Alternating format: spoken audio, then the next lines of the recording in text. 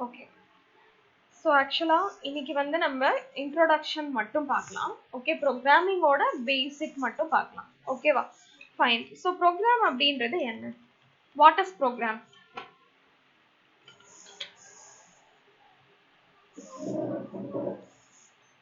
Visible? Yes, ma'am. So what is program?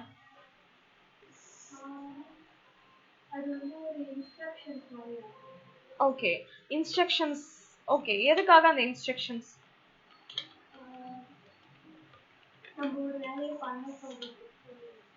Yes, correct. Okay. So set of code or instructions which are given to machinery, right? Yes. So machinery to complete particular task. Okay. So ஒரு machineryக்கு intelligence கிடையாது இல்லையா? ஒரு task எப்படி பண்ணணும் அப்படின்றது machineryக்கு தெரியாது. அப்போ ஒரு machineryக்கு நம்ம என்ன பண்றோம் அப்படின்னா instructions கொடுக்க போறோம். அந்த instructions தான் நம்ம program அப்படின்னு சொல்றோம். இப்ப machineryக்கு எதுக்காக instructions அப்படின்னு கேட்டீங்கன்னா இப்போ வந்து நம்ம ஒரு fan யூஸ் பண்றோம்னு வச்சுக்கோங்க. switch on பண்றோம் ரன் ஆகுது, switch off பண்றோம் அது ஸ்டாப் பண்ணிடுது ஆக்ஷனை. பட் இன் பிட்வீன்ல அதோட ஸ்பீட் அட்ஜஸ்ட் பண்றோம்ல. இப்போ ரெகுலேட்டர்ல ஸ்பீட் லெவல் 1 அப்படின்னு இருக்குன்னா ஒரு பர்டிகுலர் ஸ்பீட்ல ரன் ஆகுது. ஓகே, பவர் கன்சப்ஷன்ஸ் அதுக்கேற்ற மாதிரி இருக்கு. இப்போ ஸ்பீட் லெவல் 2க்கு இன்க்ரீஸ் பண்ணும்போது what will happen? Speed increase ஆகும், பவர் கன்சப்ஷனும் இன்க்ரீஸ் ஆகுது. அப்போ அந்த மெஷினரிக்கு எப்படி தெரியும் அப்படின்னா ஆல்ரெடி வி ஹாவ் இன்ஸ்ட்ரக்டட். ஓகேவா? ஸோ எல்லா மெஷினரிஸ்லையுமே சிப்னு ஒரு ஹார்ட்வேர் இருக்கும், கேள்விப்பட்டிருக்கீங்களா? அதுக்குள்ளார தான் நம்ம ப்ரோக்ராம் பண்ணி இன்சர்ட் பண்ணுவோம். த்ரூ அவுட் அ லைஃப் டைம் அந்த ப்ரோக்ராம்ஸை ஃபாலோ பண்ணி தான் மெஷினரிஸ் வந்து ஒர்க் ஆகுது. ஓகேவா? ஃபைன். ஸோ இப்போ ப்ரோக்ராமிங் லாங்குவேஜஸ். ஸோ இப்போ ப்ரோக்ராம்ஸ் அப்படின்றது எல்லாத்துக்குமே இம்பார்ட்டண்ட். அதாவது உங்களுக்கு ஸ்மால் லெவலில் நீங்கள் யூஸ் பண்ணுற கேல்குலேட்டர்ஸ்லேருந்து, வீட்டில் யூஸ் பண்ணுற ஹோம் அப்ளைன்சஸ்லேருந்து, அதே மாதிரி ரியல் டைம் உங்களுக்கு ஸோ ரியல் டைமில் மெஷினரிஸ் யூஸ் பண்ணுறோம் இல்லையா ப்ரொடக்ஷன் கம்பெனிஸில். ஸோ ப்ரொடக்ஷன் கம்பெனிஸில் தெரியும் இல்லையா? ஸோ பெரிய லெவல் ஆஃப் மெஷினரிஸ் வந்து ஆப்ரேட் பண்ணும். அது எல்லாத்துக்குமே உங்களுக்கு வந்து பார்த்தீங்கன்னா ப்ரோக்ராம்ஸ் அப்படின்றது very essential. So programming language, so it is actually used to write programs இல்லையா?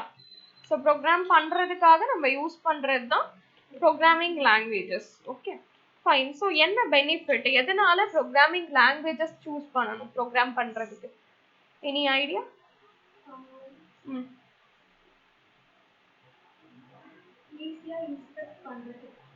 ஈஸியா இன்ஸ்ட்ரக்ட் பண்றதுக்கு. ஓகே, அது எப்படி ஈஸி ஆகுது?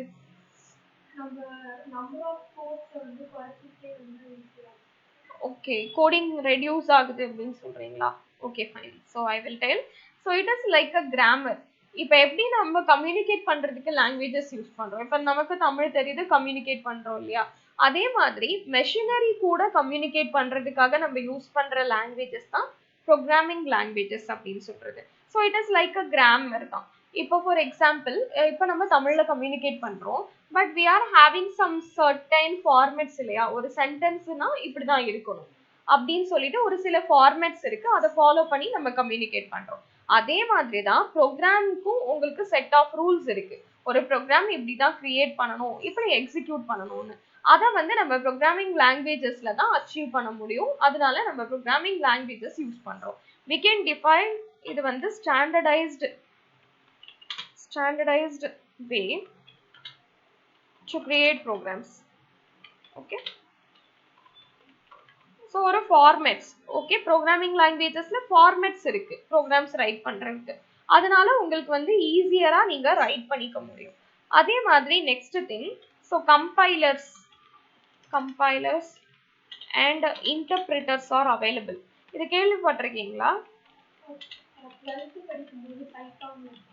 படிச்சிருக்கிறீங்க. Okay fine. ஸோ ஆனால் அதோட purpose okay, no problem. Okay, இப்போ வந்து நம்ம ரெண்டு பேருக்கும் தமிழ் தெரியுதா, நம்ம கம்யூனிகேட் பண்றோமா? இப்போ ஒருவேளை உங்களுக்கு மலையாளம் தெரியும், எனக்கு தமிழ் தெரியும்னு வச்சுக்கோங்க. அப்ப நம்ம என்ன பண்ணுவோம்? ஒரு டிரான்ஸ்லேட்டரை அப்பாயிண்ட் பண்றோம் இல்லையா? நான் சொல்றது அவங்க உங்களுக்கு ரீமேக் பண்ணுவாங்க, நீங்க சொல்றதை எனக்கு ரீமேக் பண்ணுவாங்க. நம்ம இப்ப மெஷினரி கூட கம்யூனிகேட் பண்ண போறோம், ரைட்டா? மெஷினரிக்கு வந்து நம்ம பேசுற லாங்குவேஜஸ், ரைட் பண்ற லாங்குவேஜஸ்லாம் புரியாது. அதுக்கு புரிஞ்சது எல்லாமே பைனரிஸ் தான் இல்லையா, ஜீரோஸ் அண்ட் ஒன்ஸ் மட்டும்தான் புரியும். அப்போ உங்களுக்கு என்ன ஆகணும் அப்படின்னா, நம்ம கொடுக்குற ஹை லெவல் லாங்குவேஜ், நம்ம ரைட் பண்றோம் இல்லையா, வேர்டு காம்பினேஷன்ல ப்ரோக்ராம் பண்றோம், அதை நம்ம ஹை லெவல் லாங்குவேஜ் அப்படின்னு சொல்லுவோம். மெஷினரிக்கு புரியுற ஜீரோஸ் அண்ட் ஒன்ஸை லோ லெவல் லாங்குவேஜ் அப்படின்னு சொல்றோம். அப்போ நம்ம கொடுக்குற கோடு மெஷினரிக்கு புரியுற மாதிரி கன்வெர்ட் ஆகணும். And as well as machinery throw பண்ற இன்ஃபர்மேஷன் நமக்கு புரியுற மாதிரி அண்டர்ஸ்டாண்ட் ஆகணும், ரீமேக் ஆகணும், ரைட்டுங்களா? அதை பண்றது தான் கம்பைலர் இல்லைனா இன்டர்பிரேட்டர். இது ப்ரோக்ராமிங் லாங்குவேஜஸ்ல ப்ரீடிஃபைன்டா அவைலபிளாவே இருக்கு. நம்ம இதை இண்டிவிஜுவலாலாம் இன்ஸ்டால் பண்ண போறது இல்லை, ப்ரோக்ராம்ஸ்ல இது அவைலபிள் தான். ஓகேங்களா? ஸோ இப்போ கம்பைலர் அண்ட் இன்டர்பிரேட்டர் இது ரெண்டுமே வந்து ஒரு சில ப்ரோக்ராமிங் லாங்குவேஜஸ்ல இருக்கும். ஒரு சில ப்ரோக்ராமிங் லாங்குவேஜஸ்ல கம்பைலர் மட்டும் இருக்கும், ஒரு சில லாங்குவேஜஸ்ல இன்டர்பிரேட்டர் மட்டும் இருக்கும். ஓகேவா? இப்போ நம்ம படிக்க போற பைத்தான்ல இன்டர்பிரேட்டர் அவைலபிள், C++லாம் கம்பைலர்ஸ் அவைலபிள், பட் ஜாவால போத் ரெண்டுமே இருக்கும். ஓகேங்களா? ஓகே, ஸோ இப்போ கம்பைலருக்கும் இன்டர்பிரேட்டருக்கும் என்ன டிஃபரன்ஸ்? ரெண்டுமே ஒரே டாஸ்க் தான் பண்ணுது அப்படின்னா, கம்பைலர்ஸும் இருக்கலாம் இன்டர்பிரேட்டரும் இருக்கலாம். எதுக்கு 2 கிளாசிஃபிகேஷன்ஸ் வச்சிருக்காங்க அப்படின்னா, இப்போ கம்பைலர் என்ன பண்ணும் அப்படின்னா, இப்போ ஒரு 100 லைன்ஸ் ஆஃப் கோடிங் நீங்க ரைட் பண்ணிருக்கீங்கன்னு வச்சுக்கலாம். அதுல ஒரு 20 எரர்ஸ் இருக்கு அப்படின்னா, அட் அ டைம்ல உங்களுக்கு ஃபுல் கோடிங்கையும் கம்பைல் பண்ணி அந்த 20 எரர்ஸையும் ஷோ பண்ணிடும். பட் இன்டர்பிரேட்டர் உங்களுக்கு ஃபர்ஸ்ட் லைன் செக் பண்ணும், அங்கே ஏதாவது எரர் ஃபைண்ட் பண்ணிட்டு அப்படின்னா ஃபர்ஸ்ட் லைன்ல இருக்கிற எரரை தான் ஷோ பண்ணும். அதை நீங்க ரெக்டிஃபை பண்ணாதான் நெக்ஸ்ட் லைன்ஸ் ரீடே ஆகும். ஓகேவா? அப்ப இதுதான் அதோட பெனிஃபிட்ஸ். ஓகே, இன்டர்பிரேட்டர் வந்து மெஜாரிட்டி ஸ்கிரிப்டிங் லாங்குவேஜஸ்ல யூஸ் பண்ணுவோம், அதே மாதிரி வெப் டிசைனிங் லாங்குவேஜஸ்ல யூஸ் பண்ணுவோம். கன்சோல் பேஸ்டுக்கு compiler will be suitable. Okay தானா? Fine. So next applications. Applications கேள்விப்பட்டிருக்கீங்களா? Apps. Okay, smart phone use பண்றீங்கல்ல, மொபைல் ஆப்ஸ் யூஸ் பண்றீங்கல்ல, அதுதான் applications. Okay, so output of programs. ஒரு ப்ரோக்ராம் அப்படின்றது வந்து நம்ம எழுதுற கோடிங் இல்லையா, பட் நம்ம யூஸ் பண்றது அதோட அவுட்புட்ஸ் தான். இப்போ ஃபார் எக்ஸாம்பிள், இப்போ அடிஷன் ஆஃப் 2 நம்பர்ஸ் நான் ஒரு ப்ரோக்ராம் பண்ணி வச்சிருக்கேன். நீங்க வந்து என்னோட கோடிங்கை யூஸ் பண்ணுவீங்களா இல்லைன்னா அதோட அவுட்புட்ஸை யூஸ் பண்ணுவீங்களா? ஆப்வியஸ்லி அவுட்புட்ஸை தான் யூஸ் பண்ணிட்டு இருக்கோம், ரைட்டா? அப்ப எல்லாத்துலயுமே வந்து பாத்தீங்கன்னா ப்ரோக்ராம்ஸ் இருக்கும், ப்ரீடிஃபைன்டா ப்ரோக்ராம்ஸ் வந்து நம்மள மாதிரி ஏதோ ஒரு யூசஸ் பண்ணியிருப்பாங்க. ஆனா நமக்கு அக்சஸிங் பர்மிஷன் கொடுக்கறது இந்த அவுட்புட் பார்ட்ஸ்க்கு தான். அந்த அவுட்புட் பார்ட்ஸ் தான் நம்ம அப்ளிகேஷன்ஸ் அப்படின்னு சொல்லிட்டு சொல்றோம். ஓகேவா? So applications are nothing but output of program. End users இதை தான் யூஸ் பண்ணுவாங்க. இப்போ ஜென்ரலா யூசர்ஸ், இப்போ கம்ப்யூட்டரோ இல்லை மெஷினரிஸோ வாட் எவர் தட் இஸ், அதுல யூசர்ஸ் அப்படின்னு யாரை சொல்றோம்னா அதை யூஸ் பண்றவங்க தான் ஆப்வியஸ்லி யூசர்ஸ். பட் ப்ரோக்ராமர்ஸ் இருப்பாங்க, அதுலேயே வந்து நிறைய டெசிக்னேஷன் ஆஃப் யூசர்ஸ் இருப்பாங்க. அவுட்புட் வந்து பாத்தீங்கன்னா உங்களுக்கு எல்லா டைப் ஆஃப் யூசர்ஸும் யூஸ் பண்ணிப்பாங்க. இப்போ எண்ட் யூசர்ஸ் அப்படின்றவங்க கேள்விப்பட்டிருக்கீங்களா? End users. ஓகே, இப்போ ஃபார் எக்ஸாம்பிள், இப்போ நான் ஒரு கூகுள் மீட் ஸ்க்ரீன்ல இருக்கிறேன். இங்கே வந்து நான் ஒரு நியூ மீட்டிங் ஜென்ரேட் பண்ணி நம்ம இப்போ ஆன்லைன் கிளாஸஸ் கண்டக்ட் பண்றோம்னு வச்சுக்கோங்க. நம்ம தான் இதோட எண்ட் யூசர்ஸ். எண்ட் யூசர்ஸ்னா என்னன்னா, இப்போ இந்த பேஜை எப்படி டிசைன் பண்ணியிருக்கிறாங்க, அது பேக்ரவுண்ட்ல எப்படி எம்பர்ட் ஆயிருக்கு, ஹார்ட்வேர் எவ்வளோ எடுக்குது, சாஃப்ட்வேர் என்ன யூட்டிலைஸ் ஆகுது, இதை பத்தி எந்த நாலேஜும் இல்லாம இதை எப்படி ஆப்ரேட் பண்ணணும், இதை எப்படி நான் யூஸ் பண்ணிக்கணும், அந்த நாலேஜ் மட்டும் வச்சு அக்சஸ் பண்றவங்க தான் end users. Okay, technical skill இல்லாம அதோட ஆப்ரேட்டிங் ஸ்கில்ஸ் மட்டும் வச்சு ஹேண்டில் பண்றவங்க தான் எண்ட் யூசர்ஸ். ஓகேவா? அப்போ அப்ளிகேஷன்ஸ் ஹேண்டில் பண்றது எல்லா டைப் ஆஃப் ப்ரோக்ராமர்ஸும் பண்ணுவாங்க, எண்ட் யூசர்ஸும் பண்ணுவாங்க. பட் மெஜாரிட்டி எண்ட் யூசர்ஸ்க்கு தான் இது போக போகுது.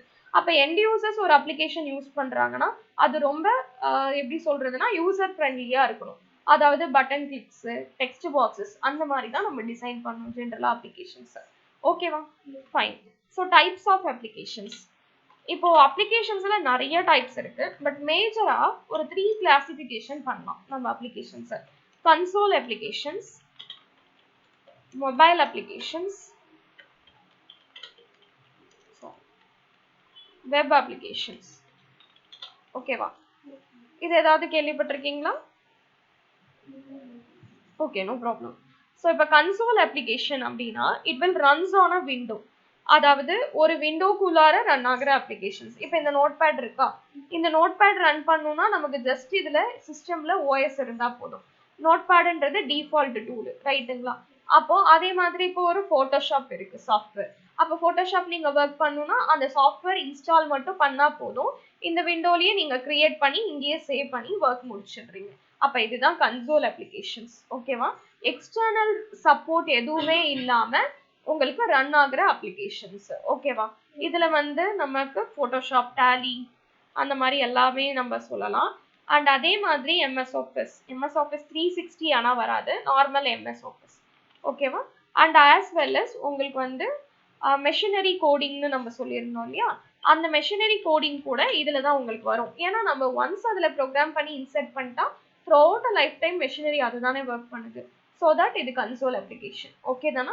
கன்சோல் அப்ளிகேஷனுக்கு வேற எந்த எக்ஸ்டர்னல் சப்போர்ட்டும் தேவையில்லை. சர்வர் வேணும், இன்டர்நெட் வேணும், அந்த மாதிரி எந்த ப்ராப்ளமும் இல்லை. ஜஸ்ட் அந்த சாஃப்ட்வேர் இருக்கா, we can work. ஓகே தானா? Mobile application. So mobile application explicitly runs on mobile. ஓகேங்களா? ஸோ மொபைலுக்காகவே எக்ஸ்பிளிசிட்டா நம்ம வந்து டிசைன் பண்ணுவோம். அது மொபைல்ல உங்களுக்கு ரன் ஆகும். ஓகே, நம்ம பிளே ஸ்டோர்ல இருந்து டவுன்லோட் பண்ற எல்லா அப்ளிகேஷன்ஸும் மொபைல் அப்ளிகேஷனுக்கான example. Next web application. Web application runs on browser. இப்போ ப்ரௌசர்ல நீங்க ரன் பண்றீங்க இல்லையா, அது எல்லாமே வெப் அப்ளிகேஷன்ஸ் தான். கூகுள் மீட், ஜிமெயில், இன்ஸ்டாகிராம், அது எல்லாமே இதுக்கான எக்ஸாம்பிள். பஸ் டிக்கெட் புக் பண்றோம் இல்லையா, ஐஆர்சிடிசி, இல்லைனா வந்து ரெட் பஸ், அது எல்லாமே வந்து வெப் அப்ளிகேஷனுக்கான எக்ஸாம்பிள் தான். But web application purely internet based. Internet support இருந்தால் தான் வெப் அப்ளிகேஷன் ரன் ஆகும். ஒருவேளை இன்டர்நெட் சப்போர்ட் இல்லைன்னா அதுக்கு ஏதாவது சர்வர்ஸோட சப்போர்ட் தேவை. ஓகேங்களா? அப்ப சர்வர் இல்ல, இன்டர்நெட் இல்லைன்னா web application will not work. Okay தானா? மொபைல் அப்ளிகேஷன் வந்து உங்களுக்கு ஆன்லைன் அப்ளிகேஷனாகவும் இருக்கலாம், ஆஃப்லைன் அப்ளிகேஷன்ஸாகவும் இருக்கலாம். பட் கன்சோல்ன்றது மெஜாரிட்டி ஆஃப்லைன் அப்ளிகேஷன்ஸ் தான். ஓகே தானா? அண்டர்ஸ்டுட்? எஸ். இதெல்லாம் தான் ப்ரோக்ராம் பத்தின basic things. Hope you understood, right?